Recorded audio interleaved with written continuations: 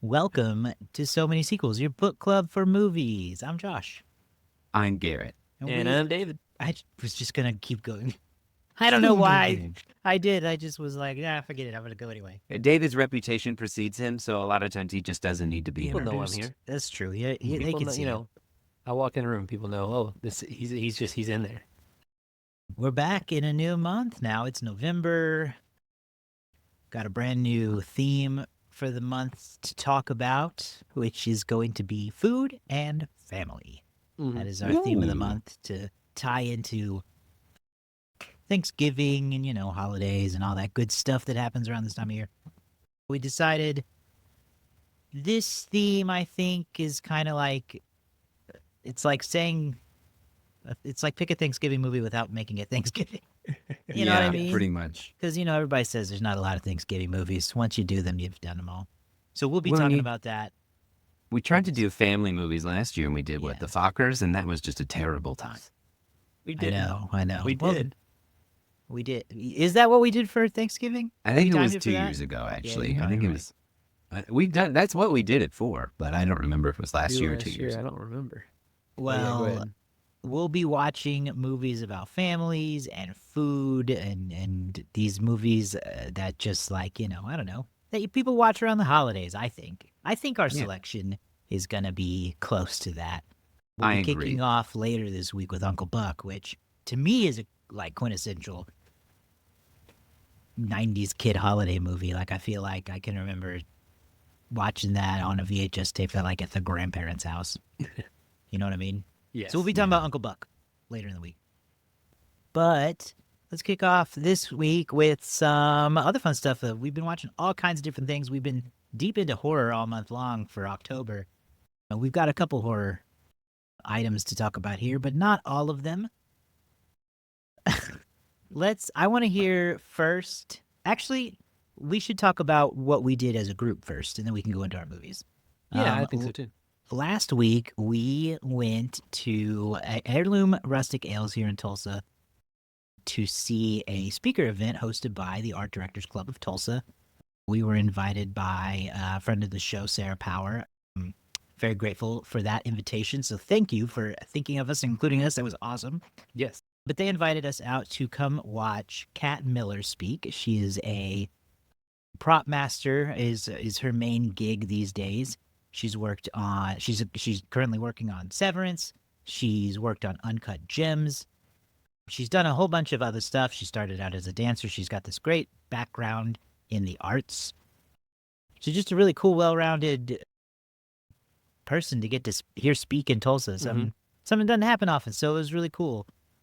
She kind of gave us really her whole background, but then gave us a lot of detail about Severance in particular. And Uncut Gems is the other one. Yes, Yeah. and we kind of talked about it a little bit as a group. You don't have to have watched Severance yet to appreciate it. I have watched it. Yeah, David, you hadn't seen it yet. Garrett, I can't remember if you had watched season 1 even. No, Okay, so both of you haven't seen it at all. it's just been on my list for a long time, but no, I haven't sat down to watch it yet. But yet, still a lot to appreciate out of that talk. Because I the hear show, nothing but crazy rave reviews for it. Nothing Yeah. but. Yeah, it's a spectacular show. I can't recommend it highly enough, but it's also just really well designed, and that's what was so cool about hearing from her, because the I don't want to go into spoilers about the show, but it's kind of this mysterious sci-fi show about a very weird company that is secretive and bizarre, but they have a certain aesthetic. It's like all bright white office space. It's that kind of classic 60s / futuristic looking computers that are actually built from real previously working computers that they dug up from storage and cleaned up. So it's very detailed. It gave me a greater appreciation for the role of the prop master. I'm gonna keep Me an too. eye out for that type of thing in movies, because the way that how much they had to do a lot of work. It seems simple. It seems like, oh, here's my idea. I want these white rooms and I want these retro computers. Well, they didn't. It's not like they just went, okay, cool. Here's retro computer. No, they went to like museums and they dug through and they got like they went through like iterations of like, do you like this? Do you like that? We like this computer with this keyboard. Okay, now we found the model. Now we got to build these things out. They made them working computers so that the actors have something real to work with. Yeah. And it's not just like you think of props as just like things people hold, but like no, they're working on like the entire set and making all of that look real or bringing it to life. Yeah, bringing that world into reality. And it's the closest thing after hearing her talk of thinking like, man, if Mythbusters were a movies, like this is what I would want to do. I'd be able to just like find things and be like, oh, can I take this old computer and build it into modern and actually make it work? And you know, how freaking cool is that as your job to be able to utilize your creativity in that way? And, you know, I haven't seen Severance, but one of the things that she talked about was Uncut Gems, and we reviewed that movie earlier, and it's a movie that we'd seen anyway. And she talked about she made the Furby necklace from that, and that it was one of only 2 like movie art pieces that made it into the museum in New York or California. I can't remember, but you know, she's a well sought after prop master and is working with a, you know, really cool people. Yeah, working with Ben Stiller. We actually heard, she didn't say this, but we heard she might be also working on the next Fokker film. So, hey, we don't know that. We don't know that. Never heard that. So yeah, that was really cool. Thanks again to the Art Directors Club for inviting us out to that. Go check them out online. They bring events to town every month, and they do all kinds of fun stuff. So Art Directors Club of Tulsa, go check them out. They've been around forever, like since 1968, I think we were told. Very cool. All right, movies that we've been watching this week. David, you've got on here a very fresh movie, and I would love to hear your take on Frankenstein. Frankenstein just released on Friday on Netflix. I wanted to go see this in theaters, but it did not come to a theater here in Tulsa or really anywhere near. This is what I think about that. This is what I think about Netflix. The closest theater I could find was Kansas City. I was like, I'm not driving all the way to Kansas City.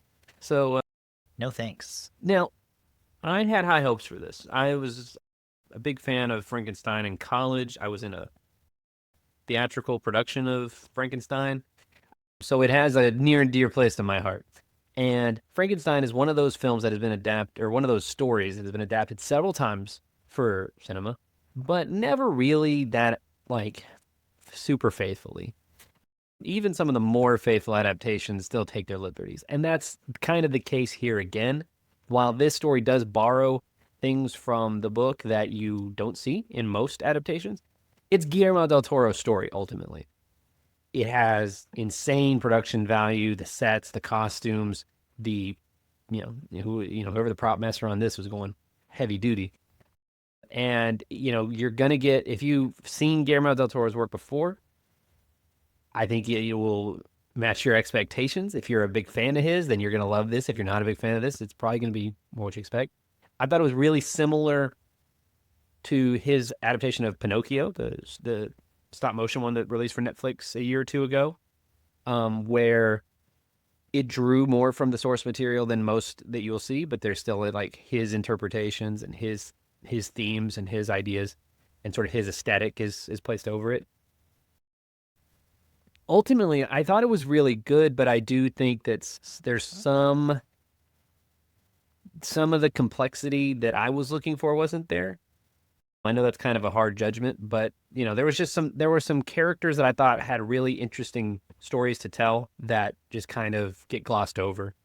That said, Oscar Isaac really great as Victor Frankenstein. Jacob Elordi is really fantastic as the creature. So, I mean, I give it like a 4 stars, and I'm not like a huge Guillermo del Toro guy.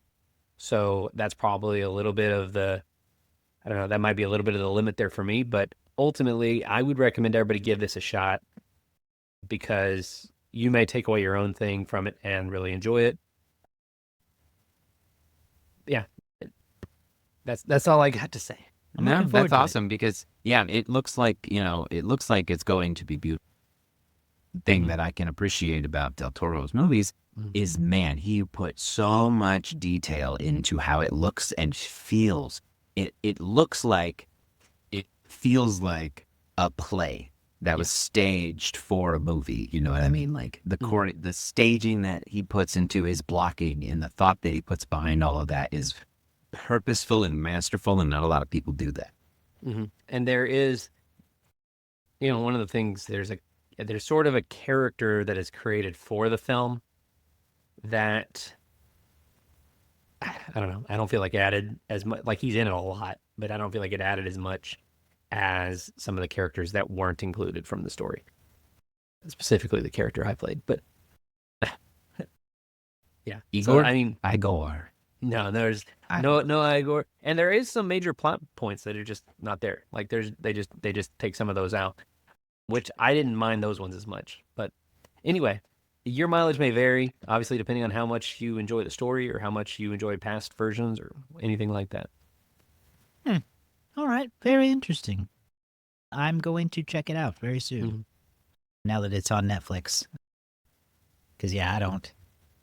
I also checked and could not find it playing anywhere close enough to drive to. So I watched a new film in theaters the other night called Nuremberg, which is about the Nuremberg trials from World War II. This is, after the war ended, how the high Nazi command was tried. This is a... I don't know about this one. I kind of went with it because I saw some drastically different takes. The Rotten Tomatoes had it at like 68 critics and then like 96 audience, and I went, whoa, I got to see this for myself.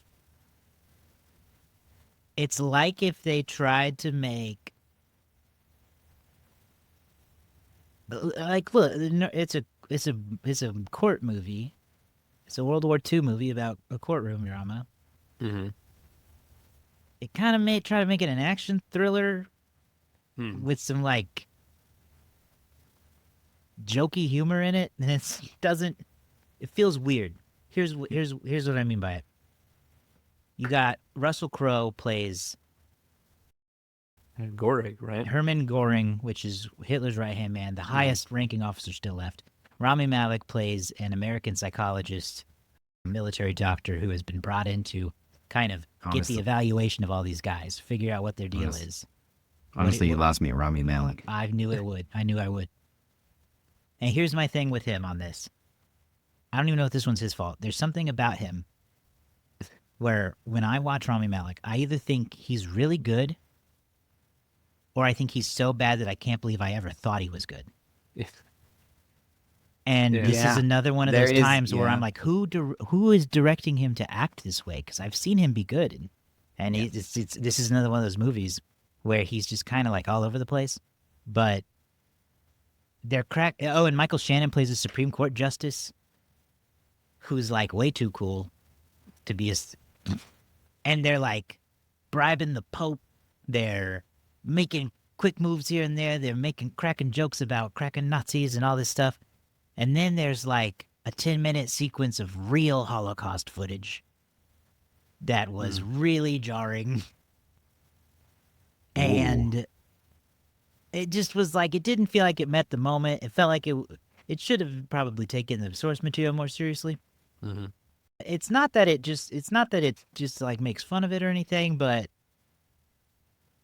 I don't know that you want to see Nuremberg and like be entertained.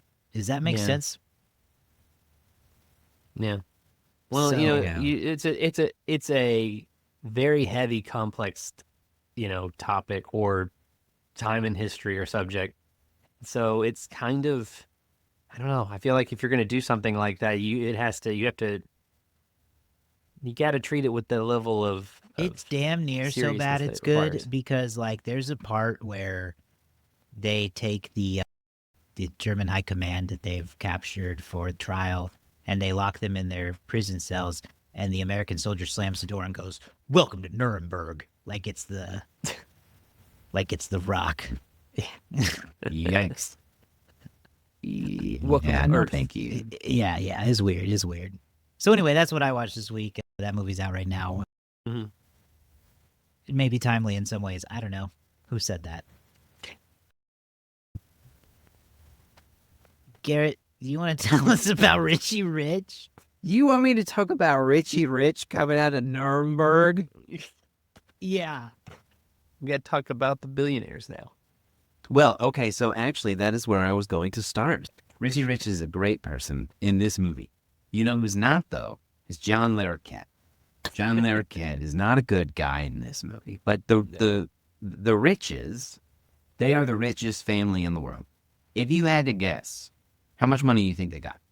In Oh, man. 1995, 96, how much money you think they got? 50 billion. $58 million. No, $100 million. 100 million. Okay, Josh, you were very close. It was $70 billion.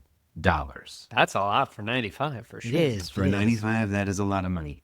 Do you know how many people have $70 billion now? Nobody friggin' cares. So that was my Probably first more than you takeaway. think. Probably more than you'd think. I don't know if that's true or not, but they had a lot of money. And so it had Macaulay Culkin. Ben Stein makes an appearance, which is awful. John Larroquette, as I said, who's always fun to see, but he is always evil. And it was just, what really stood out to me was also got the bad guy from Jumanji in it. But The monkeys? they don't make, no,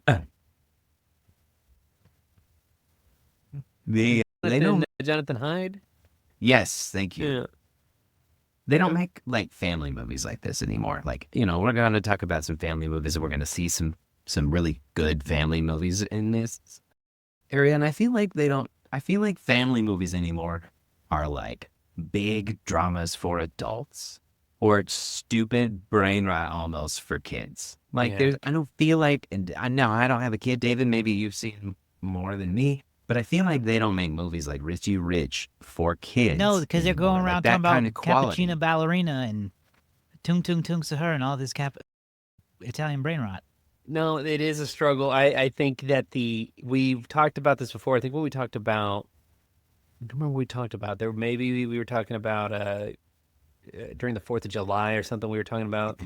There used to be movies for like the age range of like 8 to 12-year-olds. Like there's always going to be content for kids, 0 to 7, And Yeah. there's always going to be stuff for teens and there's always going to be stuff for adults. But there used to be like a pretty solid influx of movies that were for like preteens, kids that are like old enough to start a food fight, but not old enough to have had their first kiss or something like that. You know what I mean? Yeah. There was Jack. like The Sandlot and Blank Check and First Heavyweights Kid. and things like that. Yeah, I miss those times. I love those kinds of movies, and I wish that the quality that they would invest into that would be similar to Richie Rich. Mm-hmm. Look, it's silly, it's dumb, it's Richie Rich. What do you expect? But the level of imagination that went into some of this stuff was a whole lot of fun, and they just really leaned into it. And plus Macaulay Culkin, it's great. I remember the, well, and it feels like it's a very, even though it came out in the 90s, it feels like it fits into that like realm of like almost like an Eddie Murphy type movie of like, he's this really rich kid, but he doesn't know what it's like to have friends. So he tries to go and just make friends, and it's like, To be a kid. He You got know. all his money, richest kid in the world. He don't care. He doesn't have any friends. He There was a plays time- baseball in the yard with his house people. I don't want to call them Yeah, servants it's because like they're Coming not, but to like the America people who now, work in the really. house. Yeah. there was a time when we could have sympathy for the rich, and that was the late 80s and early 90s. Joke's on you. I still think Richie Rich is a Nazi. He has a He McDonald's at his tried- he house. That was stood my up. favorite part as a kid. He was like, no, we got to save these people. And then John Larroquette's in there like, no, get rid of the jobs. He Get rid of is the also, jobs. he Is also Richie Rich one the one where they might have be their own Mount relevant today. Rushmore? They have yes, Mount Richmore. Is that in that one? that is correct. That's They so car- they were- gross. They did, yes. They had a Eat the mountain rich. of their Eat them faces. all. I don't Gross. disagree. I'm honestly Gross. surprised that the current rich haven't done that with a mountain somewhere. Don't give them an idea. Oh, perfect. I get to Letterboxd and this first review says, yes, Eat the Rich does include Richie Rich. Perfect. It's not just me. No, I think Richie Um, Rich also was a comic strip or something before this. I don't remember if that's the case or not, but I feel like there was a comic strip of Richie Rich, kind of like there is for like Dennis the Menace and all that. well, we will be watching more from the Macaulay Culkin catalog this week when we Yes. review Uncle Buck later on. So be sure you subscribe to So Many Sequels on YouTube, Spotify, or wherever you get podcasts so you can get that coming here later in the week. But that's what we've been watching. Let's talk about some news, some exciting sequel news. Honestly, I don't know. They're doing another Mummy with Yeah. Brendan and And Rachel Rachel. Weisz. Yeah. Yeah, Brendan Fraser, Rachel Weisz are returning for the Mummy 4. Here we go What again. do you guys think? Just again. Here's what I think first off the bat. I mean, obviously, Brendan has agreed to do this. I'm taking it. But man, did he spend a lot of time on his Oscar run talking about how those movies nearly killed him. Like I'm sure physically. that. Oh well, hopefully he can be with the technology they have and the safety things. Maybe he'll be safer this time. Yeah. Because he like seriously hurt his body doing those movies. He talked about a lot. You did see, I saw in a recent, like, I don't know, Comic-Con panel thing where he was talking and he said that he did, even with all the injuries stuff, he did love being Rick O'Connell. It was like Well- one of his favorite things to work on. Maybe it'll be an Indiana Jones type thing. He just does it till he's 85, like Harrison. And, he He still looks should. good.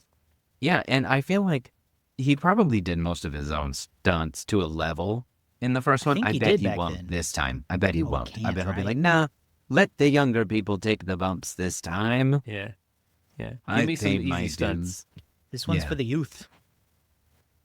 I'm looking I forward think to it's that. exciting because Yeah. the only Mummy that's been good is that one. Outside of like the originals, like, the sequels to that were not very good. I mean, you guys are more well versed in those than I am. But the Tom Cruise one that came out really flopped when they were trying to make their Universal monster movie return. Yes. So for them to do this, they are taking a risk because if it's not good, that is not good.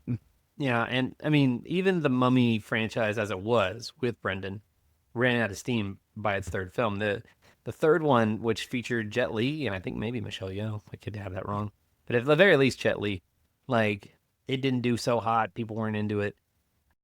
It came out and went, but the second one I think people genuinely liked for the most part, and obviously it spawned one of the greatest films of all time, The Scorpion King. But we'll have to Well, it see. certainly helped spawn one of the greatest actors of all time. It did. It gave him his one of his, I think, his first real foot in the door. What are you guys talking about? One up. The The greatest one. Yeah, Smokey's the cooking. electrifying one. What I'm excited for is this is being brought by a directing team who has done a lot of horror work. Mm. Notably, Garrett, Ready or Not from 2019, which is a movie that we loved and a lot of other people loved. But this it's Matt Bettinelli, Open, and Tyler Gillett is the directing duo. They did like I just said, they did Ready or Not. They also revitalized Scream. The last batch of Screams that started in 2022. They did those, and they've done the VHS movies. Okay. So That's some track intriguing. record. That's pretty interesting. Maybe it's going to be scarier. Maybe. I'm hoping it will be. Be cool. But we don't know anything else. There was really nothing else mentioned about the Mummy 4 in the news release. So exciting. think- We'll see. Yeah, I think the third Mummy movie came out in 2008, I feel like. So it's been 17 years. So So it's a geriatric sequel for sure. it is a geriatric sequel. I wonder if that'll be like the real time change. I just looked it up. The third one takes place in 1947. So they're going to jump forward to the 60s. Maybe. So then finally, in our news department, biggest Netflix movie of the year, certainly by far. You could argue that this is the biggest movie of the year in terms of pop culture influence. Is K-pop Demon Hunters. They have announced a sequel to come out in 2029 when their biggest fans are off to college. Um, that's what I wanted to comment about. This is the absolute water pail on a fire that is taking that long to release a movie that is this hot. Yeah, I mean, Like these that's kids are singing it in public and they're gonna wait years. they're gonna have to These wait kids a will forget. long time. And that's I think just the one of the hardships of it's an animated film. You No, it's can't not. just you Get can't. effed. You know they could pump this out yearly if they wanted. I mean, if they wanted to make them really cheaply, I Are suppose. they doing They a TV show, or is that just something we created in our minds? I think we made that up in our head. Okay. They started. I mean, okay, looking into it here, K-pop Demon Hunters as a concept started in 2018. So getting all the way to film being released in 2025 was a process there. So they, they're going to work on it. They'll create a whole new thing. I mean, one of the interesting things is obviously they had to cut some elements down for Netflix because they didn't even know how good it was going to be at that point. So there could be they could really expand on a lot of Yeah. stuff with it. I also wonder if there's nothing prepared for a second one. Like they were like, oh, we didn't. I mean, that was it. I We don't didn't think have they. anything ready. I think they were happy with what it was, but I don't think they could have anticipated it being as huge as it is. It's You know, massive. and it's Sony Animation. Sony takes their time with these types of things as well. We've seen the Spider-Verse movies get delays as well, and we've saw how long it took for Between the Mitchells and the Machines came out in 2021. It's just now being announced a sequel all this time later. So, yeah, I I mean, wonder it is why they would unfortunate. 4 announce it years is a now, pretty though. long wait, but Yeah, it seems like a poor time to announce it if it's not going to be another 4 years. Like I mean we're talking about kids who are like they'll be in high school and it'll be too cool to care anymore. well, it has a fan base that goes down very young, even like 4 and 5 year olds. So they'll be 10 or 9, 11. So there'll be some kids that are still in that range. So we'll see. Yeah. We'll see. Go Hopefully listen to they'll our cover it. review and two guys in their 30s talking about K-pop Demon Hunters. It's gonna be, Yeah. it's great. It's what I everybody know needs. that's the unfortunate is we won't get to review the second one. We'll obviously be long dead, but I hope that whoever does get to see it enjoys it. Who knows what state the world will be in once the 2029. once the fan base is in their retirement homes and can see it. ChatGPT will have taken over by then. Yeah. All right, let's wrap this sucker up. David, what's the box office like this weekend? We had a huge franchise release pop off. Yes, one we didn't really get to talk about this week, but a big movie opening is Predator: Badlands. This latest in the Predator franchise from the same director that brought us Prey. Starting off with an estimated $40 million opening weekend, which is very good over estimates for what the movie was. Heard a lot of good things so far from fans and non-fans.